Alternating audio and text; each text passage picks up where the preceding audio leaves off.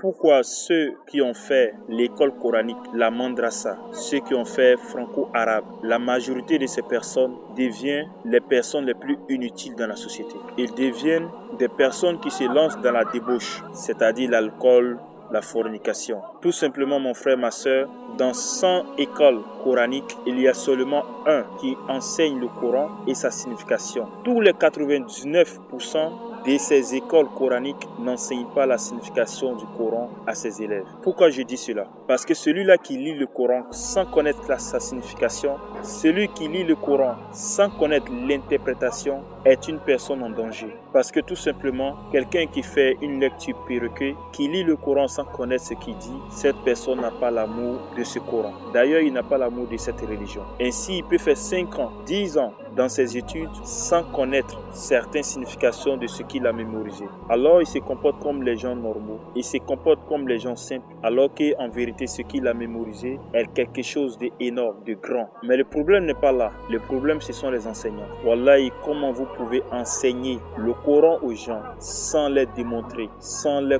connaître, sans les donner la signification de ce que vous enseignez? C'est comme vous enseignez la forme, mais vous n'enseignez pas le fond. Vous enseignez la couverture du livre, mais vous n'enseignez pas le livre entier. Cela est méchant. Et en vérité, on ne connaît pas leurs intentions. Parce qu'en islam, la compréhension de la religion est plus importante que la mémorisation. Si tu as mémorisé le Coran et que tu ne connais pas la signification du Coran, c'est inutile. Vaut mieux connaître la signification que de mémoriser. Mieux vaut comprendre la religion que de mémoriser. Wallah, si tu vois tous les petits djoulas, tous les petits musulmans à la gare, dans les fumoirs, beaucoup parmi eux sont des personnes qui ont mémorisé une partie du Coran. C'est vrai, c'est Allah qui guide, mais wallah, les êtres humains, ils égarent. C'est Allah qui montre le chemin, mais wallah, il y a les êtres humains qui sont des shaitans, des shayatis. Ainsi, si tu apprends le Coran et que tu ne l'apprends pas, mon frère, tu es en danger. Au soit Dieu t'égare, au soit tu as des difficultés dans ta vie. C'est comme tu connais ce que Dieu interdit, ou tu as étudié ce que Dieu interdit, et toi tu fais le contraire. C'est une abomination chez toi. Mieux vaut un ignorant faire le péché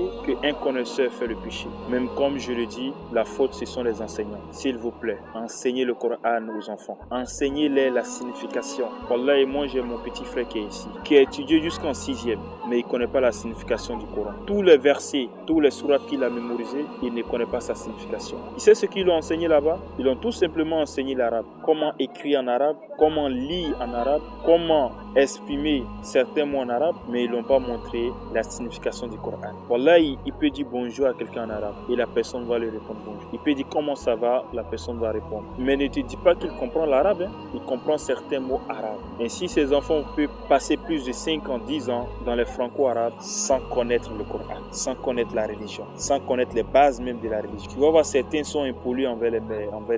Wallah, et qui c'est pas de la dans les franco-arabes, on les enseigne pas cela. On les enseigne pas les hadiths où le prophète alayhi salatu wassalam a parlé des parents, l'importance d'une mère et d'un père. On les enseigne pas comment se comporter envers les grandes personnes. Même si on les enseigne les hadiths, on les enseigne les hadiths en arabe sans leur montrer la signification. Ainsi, nous demandons à ces enseignants, à ces imams, d'enseigner la signification du Coran aux enfants, d'enseigner les bases de la religion aux enfants, d'éduquer spirituellement les enfants. On ne peut pas comprendre qu'on va mettre un enfant dans des écoles islamiques et ces enfants vont sortir en tant que drogués, alcooliques, vagabonds, brigands. Voilà, et qu'il y a beaucoup de choses à dire, mais je ne vais pas trop rentrer dans les détails. Ainsi, nous invitons les enseignants, les écoles coraniques, les universités à enseigner les significations des choses à nos enfants dans les écoles coraniques. Ainsi, j'ai beaucoup de choses à te dire, mais je vais m'arrêter ici. Sur ce, on se retrouve dans la prochaine vidéo, Inch'Allah.